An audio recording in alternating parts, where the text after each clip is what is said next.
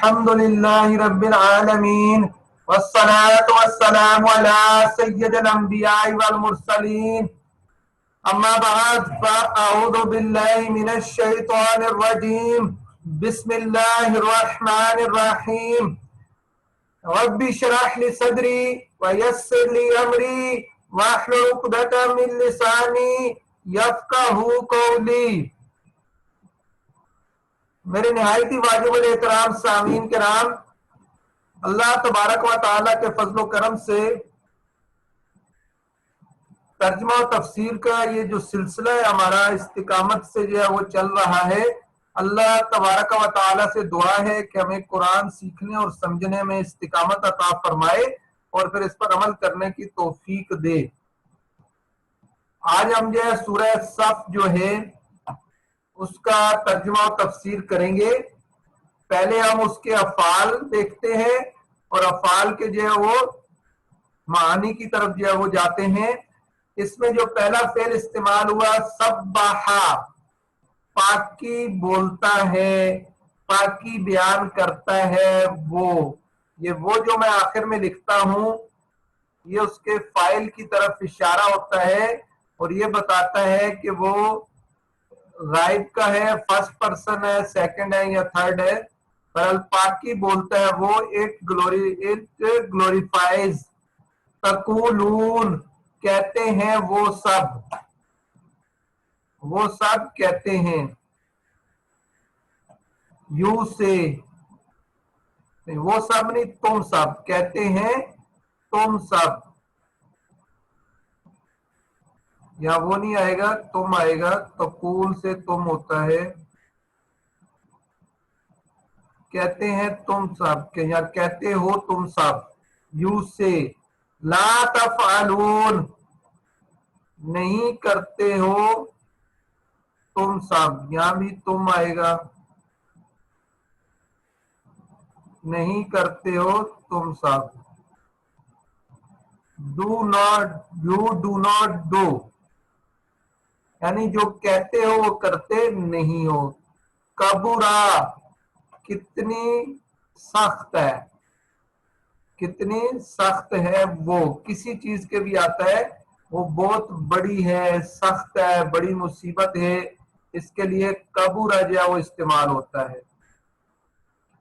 Is great. یحب دوست رکھتا ہے وہ. ہی لوز. اس کے بعد آ جائیں تو ہمارے پاس یہ افعال آتے ہیں. یقاتلون یہ قتال سے ہے، قتل، کاف کا لام مادہ اس کا. لڑتے ہیں وہ سب. They fight. توزون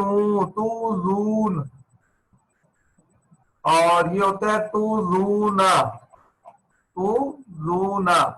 یہ آخر میں جو نون ہے اس کو جو ہے وہ یہ نون جو ہے وہ یہ میرے کے لیے آتا ہے، اس کو یہاں استعمال نہیں کریں گے. ستاتے ہو تم سب.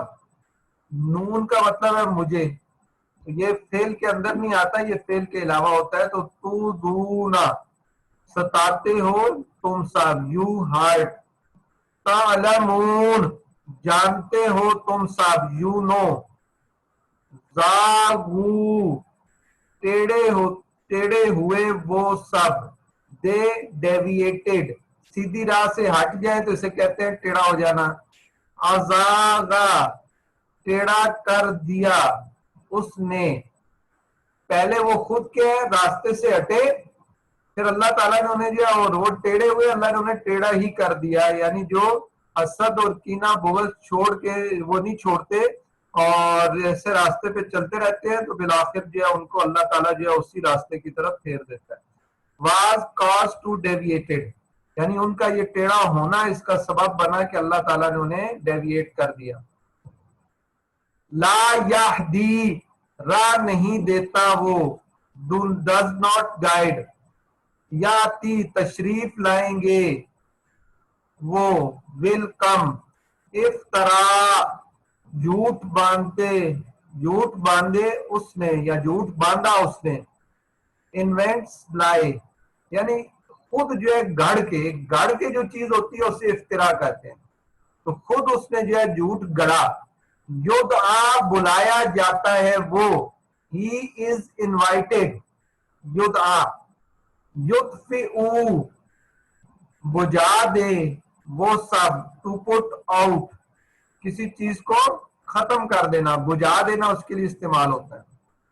کریہ برا مانے وہ, دے ڈس لائک. ارسلا بھیجا اس نے, ہی سینٹ. اس کے بعد کچھ اسماء ان کو دیکھ لیتے ہیں. صفن صف باندھ کر کھڑے ہو جانا. رو ایک رو میں ایک ساتھ. بنیان عمارت کو کہتے ہیں, بلڈنگ کو کہتے ہیں. اسٹرکچر. مرصوص سیسا پلائی ہوئی, سیسا پلائی ہوئی. سیسے کو رانگا بھی کہتے ہیں, رانگا سیسا. جوائنٹ فرملی یعنی وہ آپس میں ایسے مل جائے کہ اس کو کہتے ہیں جوائنٹ فرملی ہو جائے, اسے کہتے ہیں وہ سیسا پلائی ہوئی دیوار کی طرح ہے. یعنی کیا ہے, بہت مضبوط جو آپس میں ان کا رشتہ ہے اور تعلق ہے. مصدقاً تصدیق کرنے والا, کنفرمنگ. مبشراً بشارت سنانے والا, who brings glad tidings. سحر جادو, میجک. مبین کھلا, کلیئر. اظلم بڑھ کر ظالم, مور رانگ بہت زیادہ جو ہے غلط راستے پر. افبا منہ کی جمع ہے, ماؤتھ کے لیے آتا ہے. موتم پورا کرنے والا. الحق سچ, ٹروتھ. مقتن ناپسند, بغض والا, ہیٹ والا, ہیٹرڈ. یہ ہے اس کے الفاظ. اب ہم آتے ہیں اس کے ترجمے اور تفسیر کی طرف اور دیکھتے ہیں کہ اللہ تبارک و تعالی نے اس سورہ میں کس کس چیز کو جو ہے وہ ایڈریس کیا ہے. ایک تو یہ ہے کہ سورہ صف جو ہے مکی ہے اور اس میں 2 رکوع ہے.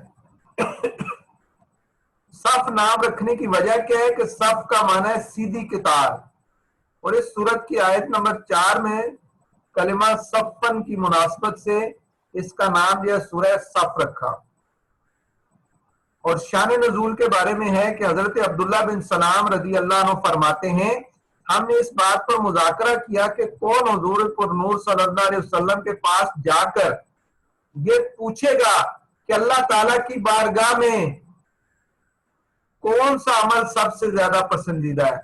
ابھی ہم میں سے کوئی اپنی جگہ سے اٹھا بھی نہیں تھا کہ حضور اقدس صلی اللہ علیہ وسلم نے ہماری طرف ایک شخص بھیجا اور اس نے ہمیں جمع کر کر ہمارے سامنے پوری سورہ صف جو ہے وہ پڑھ دی.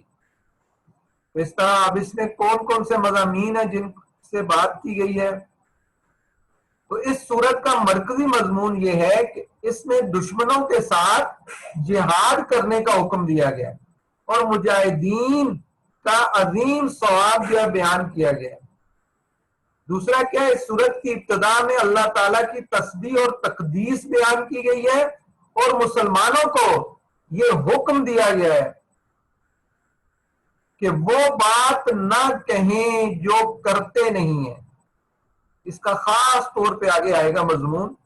اور دوسرا یہ بتایا گیا ہے کہ جو لوگ اللہ تعالیٰ کی راہ میں سیسا پلائی اور دیوار کی طرح ہو جاتے ہیں, ان سے اللہ تعالیٰ کیا محبت کرتا ہے. یعنی دین کے لیے, جہاد کے لیے, کام کے لیے, دین کے کام کے لیے, دین کو پھیلانے کے لیے ڈٹ جاتے ہیں, ان سے اللہ تعالیٰ کیا کرتا ہے, محبت کرتا ہے. اللہ تعالیٰ اور اس کے رسول کی ایک مضمون اس میں کی نافرمانی کرنے اور دین میں تفریقہ بازی سے منع کیا گیا ہے اور بتایا گیا کہ یہ یہودیوں اور عیسائیوں کا طریقہ ہے. مسلمانوں کو بشارت دی گئی کہ اللہ تعالیٰ نے اپنے حبیب کو ہدایت اور سچے دین کے ساتھ بھیجا ہے اور یہ سب دینوں پر غالب ہو کر رہے گا. مسلمانوں کے سامنے اخروی عذاب سے نجات کا راستہ یہاں بیان کیا گیا ہے وہ اللہ تعالیٰ اور اس کے رسول پر ایمان رکھے اور اللہ تعالیٰ کی راہ میں اپنے مالوں اور اپنی جانوں کے ساتھ جہاد کریں۔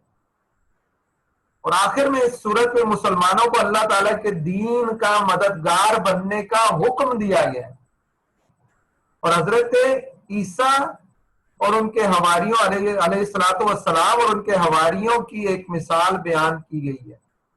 اس طرح جو ہے مختلف مضامین اس میں آئے ہیں۔ اب آتے ہیں سورہ کے ترجمے کی طرف، لفظی اور بامحاورہ ترجمہ ساتھ ساتھ کرتے ہیں اور اس کی تفصیل جو ہے وہ دیکھتے ہیں تفسیر کیا ہے۔ بسم اللہ الرحمن الرحیم۔ سبح للہ ما فی السماوات و ما فی الارض۔ سبح تسبیح بیان کرتا ہے، للہ اللہ کی، ما جو کچھ فی السماوات آسمانوں میں ہے، وما فی الارض اور جو کچھ زمینوں میں ہے، تمام جن ہے، انسان ہے، درخت ہے، سب جو ہے وہ فرشتے ہیں، سب اللہ کی تسبیح بیان کرتے ہیں۔ وَهُوَ الْعَزِيزُ الْحَكِيمُ اور وہ اللہ غالب بھی ہے اور حکمت والا بھی ہے۔ یا ایھا الذین آمنوا اے ایمان والو، لما تقولون ما لا تفعلون، لما کیوں تقولون کہتے ہو تم، ما جو، لا تفعلون جو نہیں کرتے، جو کرتے نہیں ہو وہ کہتے کیوں ہو؟ اور یہ کام کیا ہے؟ کبرا مقتن عند اللہ، کبرا بہت زیادہ، بہت سخت، مقتن ناپسندیدہ ہے، عند اللہ اللہ کے نزدیک، ان تقولو کہ کہو تم، ما لا تفعلون جو نہیں کرتے ہو، جو کرتے نہیں ہو وہ کہو، یہ اللہ کے نزدیک سخت پسندیدہ بات ہے۔ اب دیکھ لیں اس مختصر سی آیت میں جو ہے یہ چیزیں بیان کر دی گئیں کہ اپنے قول و فعل میں تضاد نہیں رکھنا چاہیے، قول و فعل میں تضاد نہیں ہونا چاہیے۔ اور اس آیت کے شان نزول سے ایک یہ ہے کہ یہ آیت ان منافقین کے بارے میں نازل ہوئی جو مسلمانوں سے مدد کرنے کا جھوٹا وعدہ کرتے تھے۔ بہرحال یہاں قول و فعل کے تضاد پر بات کی گئی ہے۔ تو اس آیت سے معلوم ہوا کہ قول اور فعل میں تضاد نہیں ہونا چاہیے، بلکہ اپنے قول کے مطابق عمل بھی کرنا چاہیے۔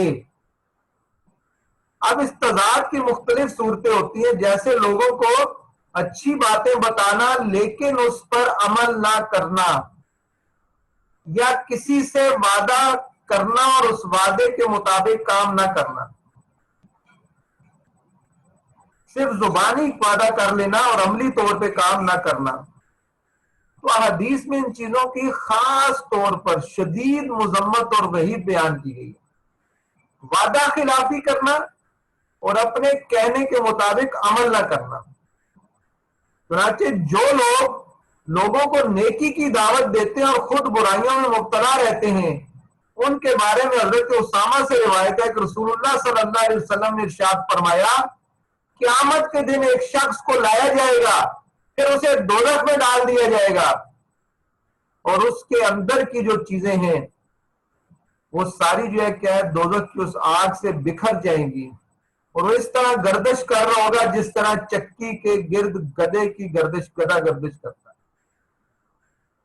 جہنمی اس کے گرد جمع ہو کر اس سے کہیں گے، اے فلاں کیا بات ہے، تم تو ہم کو نیکی کی دعوت دیتے تھے اور برائی سے منع کرتے تھے۔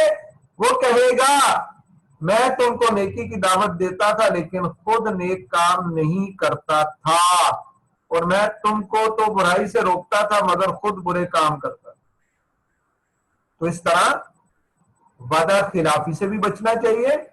حضرت علی جو المرتضیٰ سے روایت ہے، جو کسی مسلمان سے آج شکنی کرے اس پر اللہ تعالیٰ، فرشتے اور تمام انسانوں کی لعنت ہے، اور اس کا کوئی جو ہے وہ فرض قبول ہوگا نہ نفل۔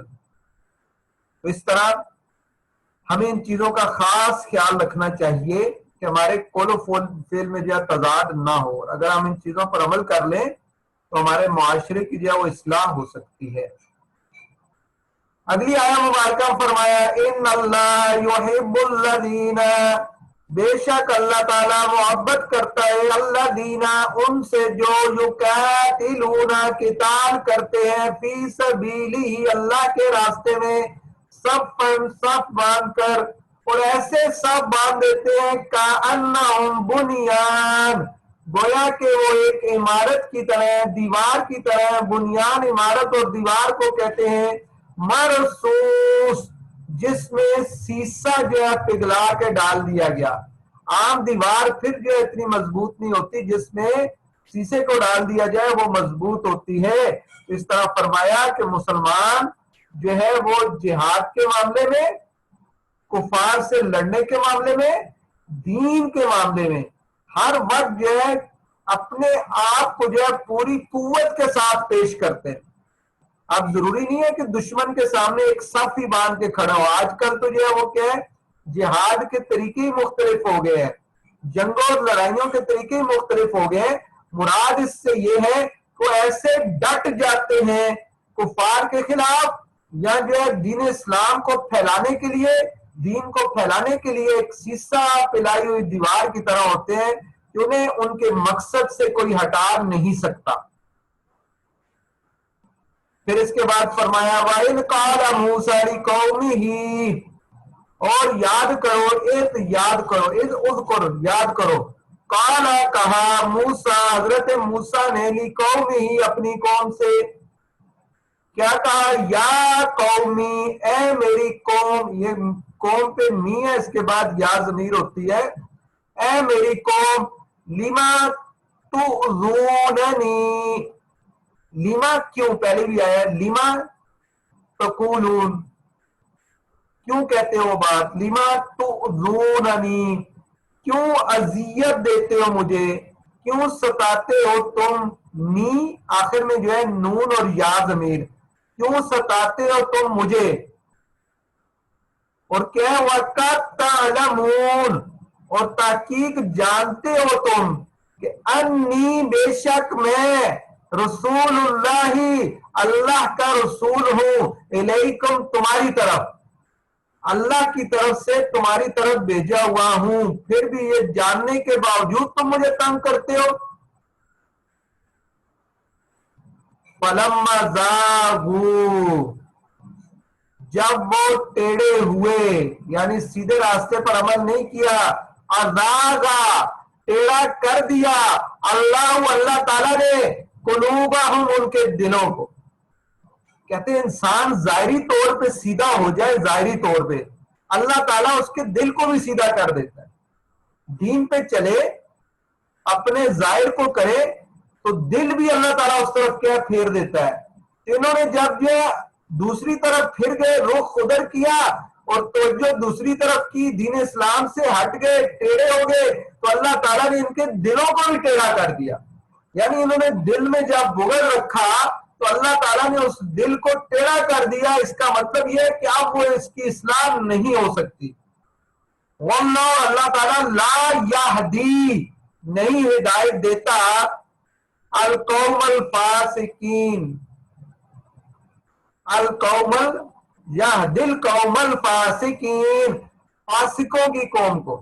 اور جو فاسق ہو جائے، نافرمان ہو جائے، بد راستہ اختیار کر لے، پھر اللہ تعالیٰ اس کو جو ہے اس کے بعد ہدایت نہیں دیتا۔ تو اس آیت میں تنبیہ ہے کہ رسولوں علیہ السلام کو ایذا دینا شدید ترین جرم ہے، اور اس کے وبال سے دل ٹیڑے ہو جاتے ہیں اور آدمی ہدایت سے محروم ہو جاتا ہے۔ اس کے بعد فرمایا، یہ حضرت موسیٰ کا ذکر تھا، اب حضرت عیسیٰ کا ذکر آتا علیہ السلام، علیہم السلام۔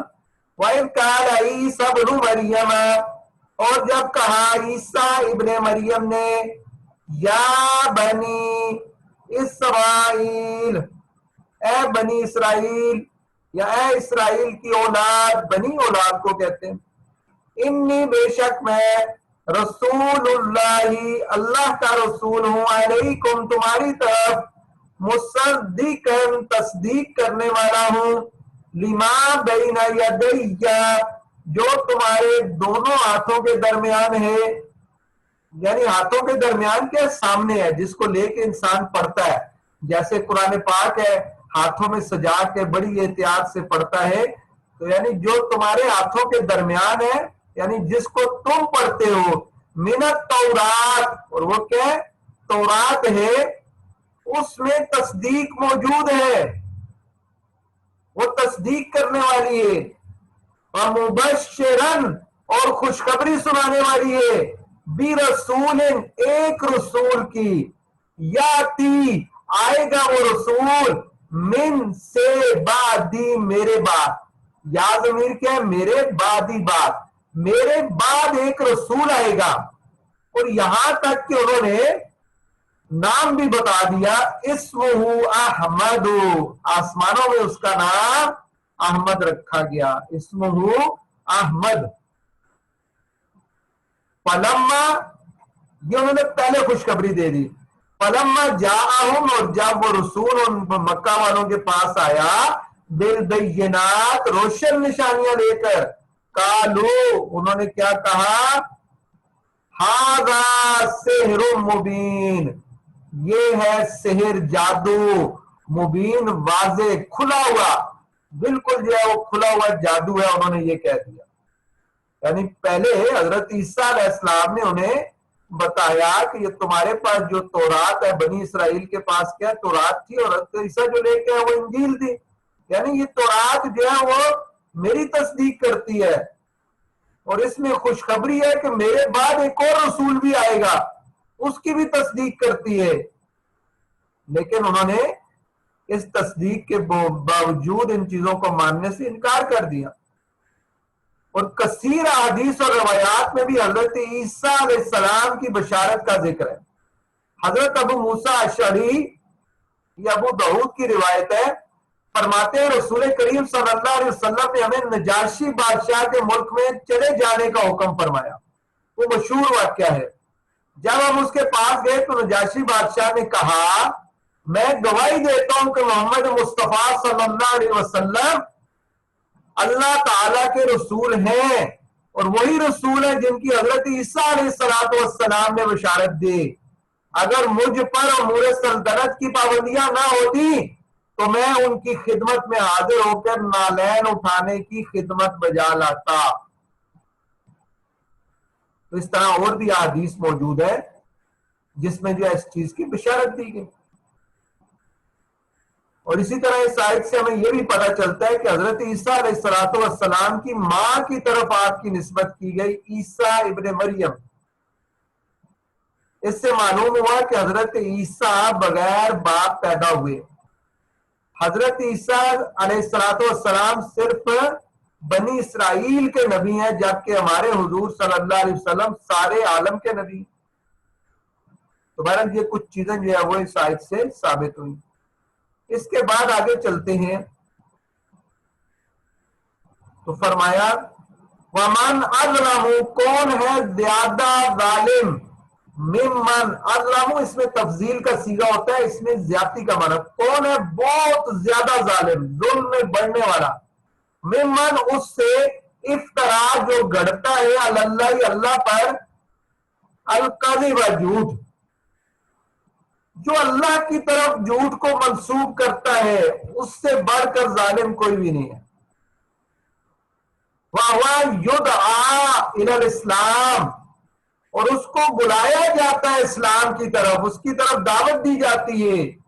وَاللَّهُ لَا يَهْدِي الْقَوْمَ الظَّالِمِينَ، اور اللہ تعالیٰ نہیں ہدایت دیتا ظالم قوم کو، ظالم لوگوں کو کبھی ہدایت نہیں دیتا۔ ظلم سے انسان کو بچنا چاہیے، تباہ کر دیتا ہے انسان۔ تو اس کا آیت کا معنی کیا ہوا؟ اس شخص کے بڑھ کر کون ظالم ہوگا جسے اس کا رب اپنے حبیب کی زبان اقدس سے دین اسلام کی طرف بلائے، جس میں دونوں جہاں کی سعادت ہے، اور اس دعوت کو قبول کرنے کے بجائے اللہ تعالیٰ کی آیت کو جادو بتا کر اس پر جھوٹ باندھے۔ یعنی وہ کیا کرتے تھے؟ افتراء علی اللہ، افتراء علی اللہ الکذب، کیا مطلب کہ اس کو، قرآن کو جادو کہتے تھے، اللہ تعالیٰ ایسے ظالم لوگوں کو ہدایت کی توفیق نہیں دیتا. لیکن ظلم کی وجہ سے ہدایت کی توفیق ہی ختم ہو جاتی. یریدون لیطفئوا نور اللہ بافواہہم. یریدون وہ ارادہ کرتے ہیں، لیطفئوا، یطفئوا کیا ہوتا ہے؟ مٹا دینا، بجھا دینا، کہ وہ بجھا دیں، تاکہ وہ بجلی تاکہ بجھا دیں وہ نور اللہ ہی، اللہ کے نور کو، بِأَفْوَاهِهِمْ اپنے منہ سے، اپنے منہ سے اس کو کیا بجھا دیں. محاورتاً استعمال ہوا. واللہ، اور اللہ تعالی متم، مکمل کرنے والا ہے، نور ہی اپنے نور کو. وَلَوْ اگرچہ کری الکافرون، اگرچہ کافر اس کو برا جانے. کریا برا جانے، مکروہ سے ہوتا ہے، جیسے کہتے ہیں چیز مکروہ ہے، بری ہے. اور لو واو اور لو آ جائے تو اس کا اگرچہ ترجمہ ہوتا ہے. اگرچہ واو کے ساتھ جب لو آ جائے تو ولو اگرچہ کریہ برا جانے الکافرون کافر، ان کو اگرچہ ناپسند ہو، لیکن اللہ تعالیٰ اپنے نور کو مکمل کرنے والا. یعنی ان کا ارادہ یہ ہے کہ قرآن پاک کو جادو بتا کر اسلام کو باطل کر دیں، لیکن یہ اپنے ارادے میں کبھی کامیاب نہ ہوں گے، کیونکہ اللہ تعالیٰ دین اسلام کو ہر صورت میں غالب فرمائے گا، اگرچہ کافروں کو یہ بات ناپسند ہو. اس سے معلوم ہوا کہ حضور اقدس صلی اللہ علیہ وسلم کا دین اور آپ کا نام چمکتا رہے گا، خواہ وہ دشمن کتنی ہی دشمنی کر لیں. آج بھی اس کا نظارہ جو ہے وہ آج بھی جو ہے یہ چیز موجود ہے.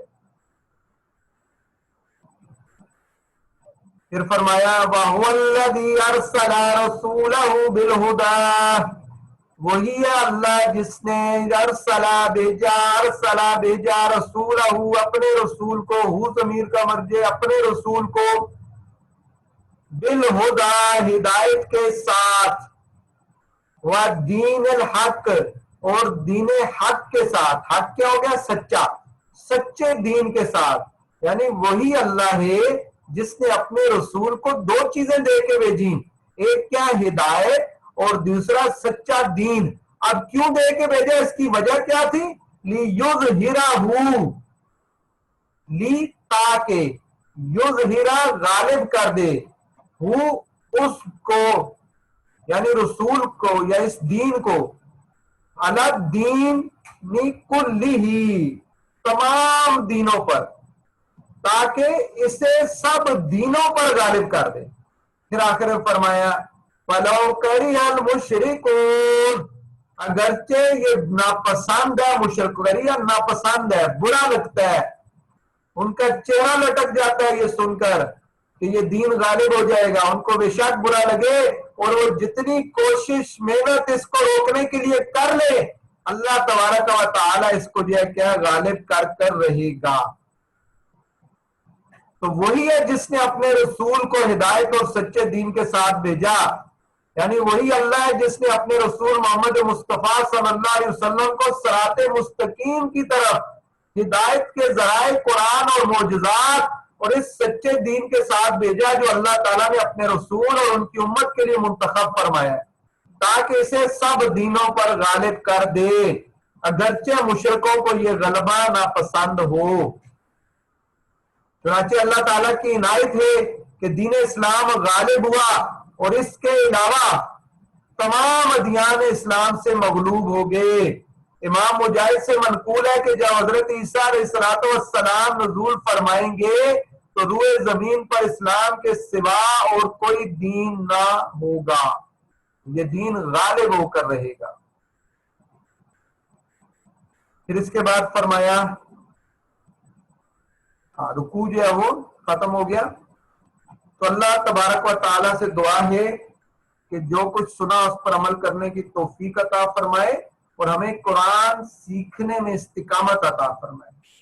استقامت بہت بڑی چیز ہے، اور یہ دین جیسے آیا کہ دین کے معاملے میں سیسا پلائی ہوئی دیوار کی طرح ہو جاؤ، یعنی اس میں قرآن میں جو لفظ استعمال ہوا سیسا پلائی بنیان، بنیان کیسی ہو جائے مرصوص، بنیان مرصوص، سیسا پلائی ہوئی دیوار، ڈٹ جاؤ دین کے معاملے میں، علم دین سیکھنا ہے، قرآن سیکھنا ہے، ترجمہ پڑھنا ہے، تفسیر پڑھنی ہے، ہزار باتیں ایسے آتی ہیں جو انسان کو دور کر دیتی ہیں۔ بہت دفعہ دیکھا پڑھنے کے لیے بہت لوگ آئے لیکن آہستہ آہستہ جو ہے اسکپ ہونا شروع ہو جاتے ہیں۔ تو یہ چیزیں جو ہے وہ اللہ تبارک و تعالیٰ جسے استقامت دیتا ہے وہ استقامت کے ساتھ جو اس کو پڑھتا ہے۔ تو اللہ تعالیٰ سے دعا ہے کہ حاضرین مجلس کے جس کے دل میں جو بھی جائز خواہش ہے اسے قبول و منظور فرمائے، ہماری تکالیف، ہماری پریشانیاں، ہمارے دکھ، ہمارے آپس کی نا اتفاقیاں سب کو جو ہے وہ کیا ہے اپنی رحمت سے جو ہے وہ بھلائیوں میں تبدیل کر دے، ہمارے والدین جو ہے ان کی قبر کو جنت کے باغوں میں سے ایک باغ بنا دے، اور روز محشر حضور صلی اللہ علیہ وسلم کے ہاتھوں سے جام کوثر پینے اور پل صراط سے جو ہے وہ اس میں تائید عطا فرمائے، اور جنت الفردوس میں حضور نبی کریم صلی اللہ علیہ وسلم کا پڑوس عطا فرمائے۔ وما علینا الا البلاغ۔